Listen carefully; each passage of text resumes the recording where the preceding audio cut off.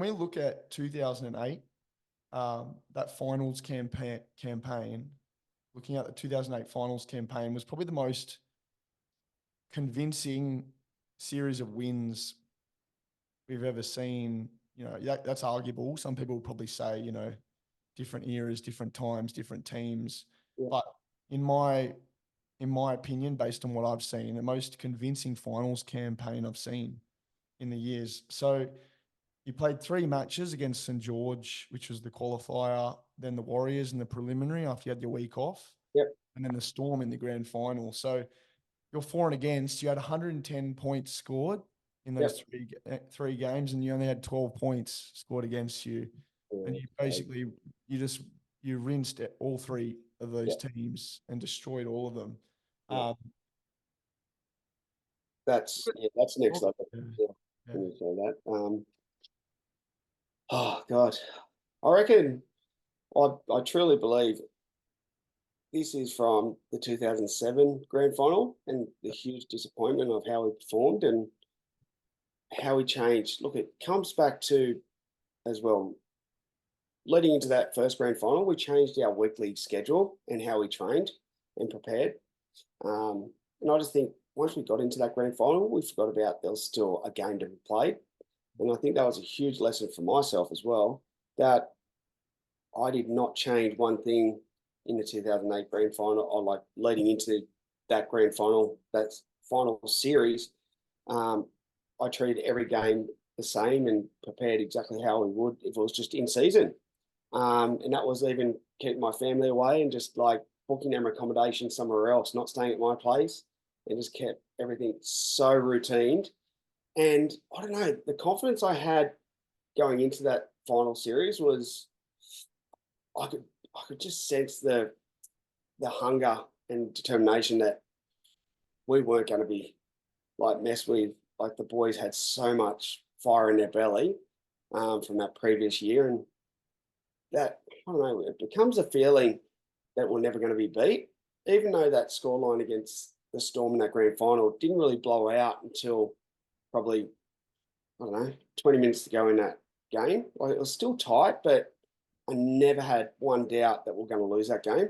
That's the kind of, I guess, across the board, that's how everyone was performing, and no one was going to let you down. That's how I felt. And even though not many people know this, that 2008 grand final and the whole season, pretty much this is how good Desi is and our medical staff, that I tore my groin it would have been April, maybe May that year. So I had my torn groin the whole year, which was completely torn, and there was no way of going back. I needed surgery, and no one knew about this, only the team themselves. But I was getting needled locally to train and then to play, and then at halftime, right up until the grand final. And that's hence sometimes the doc would hit a nerve or something in my groin and it would be a bit jelly. So my goal kicking was off, and that's hence why I thought I'm not going to put this down and let my ego in the way and keep kicking. I let Jamie Lyon and Stevie Matai take that for the grand final because it just obviously hit that first half, the nerve, and it was a bit funny. But yeah, I played that whole season. Obviously, you think about that, and you're playing with my right groin torn and still to win a Dally M in the grand final. Was pretty incredible, and I guess the medical staff there actually managed it really well. And still to this day, there's not many people that would know. And I made a deal with Desi and the medical staff. As long as we got through that season, I got 2 weeks in Bali to go surfing.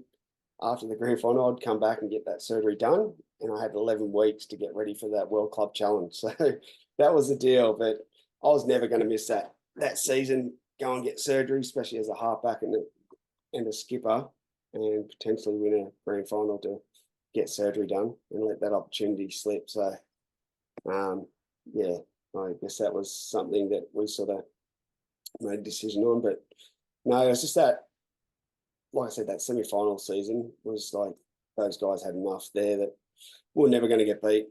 And I felt that the whole way. So that's no arrogance to the opposition. It's just something that we learned from that last year in 07, that we wanted to go that step further and nothing was going to stop us. I was reliving, as I said, some of the footage from that 2008. There was that video that Luke Williamson and Beaver put together, which Oh, recapped all the. It yeah, was pretty funny, like those guys introducing each match. And yeah, but like from round one, 5 minutes in, first round against the Sharks, Josh Perry just flew out of the line and absolutely smashed Ben Ross, like head clash, blood everywhere. Chalk was like slapping him on the back, screaming at him. You were there, picked up the yeah, ball on the ground. Like everyone was yelling, just going nuts. yeah, 3 minutes later, Matty Ballin went out of dummy half, threw it to the left. Anthony Watmo got the ball and scored under the sticks. Is the first 8 minutes of the first game. yeah, Um, Imagine that really set the tone. Like you could see there was this like burning desire for you guys after that loss to get back into the season yeah, 2008 and really get into it. Despite you guys losing the first two games, you could see that real intensity in your defense and your attack. I thought that game you kind of got robbed a little bit with the Sharks. It was like 16-10, but there was a try which was disallowed for a penalty. yes, Um, yeah, and so, yeah, there's a few little calls that could have gone either way. But yeah, I think you really saw it from the outset, just how determined you guys were to make a dent in the premiership, that year after coming up second in 2007. yeah, 1,000%. I reckon every player would have felt the same as what I did, and that Yeah. was pretty much nothing was going to stop us like repeating or going one better that year.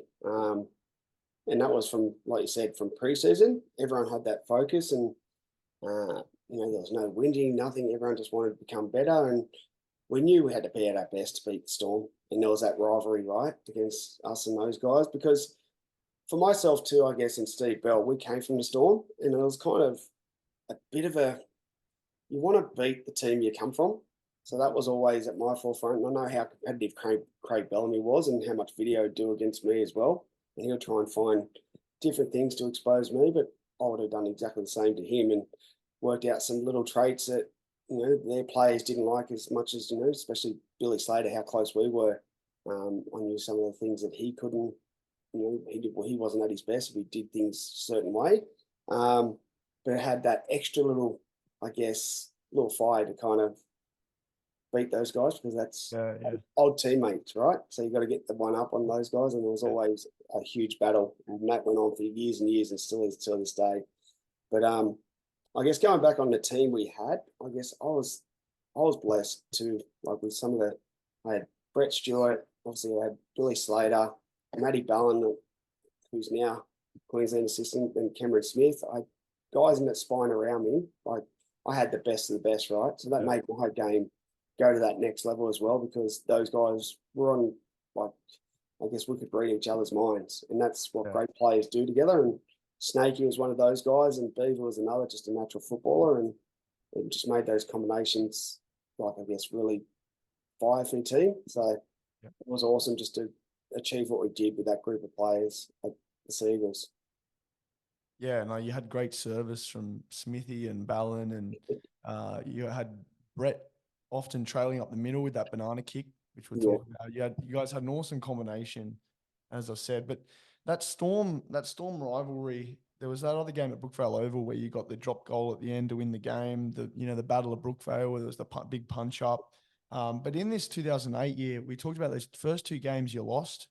I think it was the Sharks, and then there was another game you lost that second round too. You went on a 4-game winning streak after that, but then you came up against the Storm. They flattened us 26-0. yeah, And then it was almost like uh, it was slowly gaining on them because it was like 26-0 in that first game. Then the second game you came up against them, it was much tighter. There was like a six yeah, point difference, but you still lost. yeah, Um, Seagulls basically won minor premiership towards the end, but then the Storm pipped you right at the end yeah. in a points differential right in the last game they played, final game of the year, which was a bit of a dampener. But do you think that the fact that you came up against the Storm twice and each time maybe you learnt something new about how you could expose some of those weaknesses that helped Yeah. you really tackle them in the end? Yeah, 100%. We learned. I think that's. I guess we had blokes like Jamie Lyon. Like, we had so much, like I guess, football knowledge within that group that Yeah. we picked those guys and learned from. I guess those losses were just like all that together. Really, just put a plan in for that grand final. It just was bulletproof. Yeah. And like you said, I think that was a huge, huge part of it was playing those guys twice that season, and yeah, just picking little bits here and there that we learnt that we sort of seen there was a bit of a obviously ongoing trend that we could obviously expose, and those guys were so good at doing their review and picking teams apart, and we definitely changed a couple of things leading into that grand final, and only for that grand final as well. So they didn't have much time to actually watch some video and didn't expect what was happening. And majority of that, if you see the grand final, Jamie Lyon done majority of the long distance kicking, Yeah. and I stayed on the left because of where Billy Slater would sit, and he'd kind of sit on me, expecting me to kick, and yeah, we just changed it. And certain parts of the field he didn't like to come out of, being the right to left as much, and yeah, we just kind of yeah, it was just some of those little things were really beneficial for us going forward, and it wasn't just myself or Desi, it was really just some other players picking up on things, and it was just I guess a team effort to put those together and go, well, let's do it. And we all sort of all amongst it. And we kind of all agreed too that 2007, we changed our weekly schedule not to do that. And we just kept it, we trained it Maribeen, kept everything the same. Other than we had to go to the breakfast and whatnot, but we didn't go and it was only just the kickers. We went out to obviously the stadium and do some kicking with the backs, and I think that might have helped because some of those kicks that I did for Robbo, the grubbers and stuff like that, they were like, it was a fast track. So compared to Narrabeen and Brookie, it was probably beneficial that we actually did that, but we didn't take the whole team. So we kept everything as normal as possible, and I think that really, really was beneficial for the whole team going into that game. And so 42-0 against the Roosters in round 13. You're sitting on top of the ladder after that with 4 and against, went straight to the top. As you said, came up against the Storm. One of the incidents we didn't mention was that Crocker had a punch up with Brent Kite. This was kind of after 2007 when Crocker took out Brett Stewart under the high Yeah. ball. Yep. And so, again, that really intensifies that relationship, doesn't it, between the two teams? You really wanted to. I used to hate Crocker. I know you don't hate the person though. It's like that's the beauty of football, isn't it? It's more the character on the field, and like you look at Ennis and Gallen and how they present themselves on the field. But yeah, and so the minor premiership went to the Storm after they smashed the Bunnies in that last game before the end of the year, before the end of the season, which took them above us. So they won minor premiership. But the good thing about that was that, as we said, you won that Dalian medal, halfback player of the year. And then funnily enough, I was gonna throw this at Matt, a bit of a job, but he won that Men of League sexiest player of the year. Who did? Matty Ballon. Oh, I did, yes. Yeah. Like the sexiest man in league award. Yeah. Yeah, and it was funny to see like a fresh faced, Yeah, Matty. like with his shirt off with the ball and everything. Like, Yeah.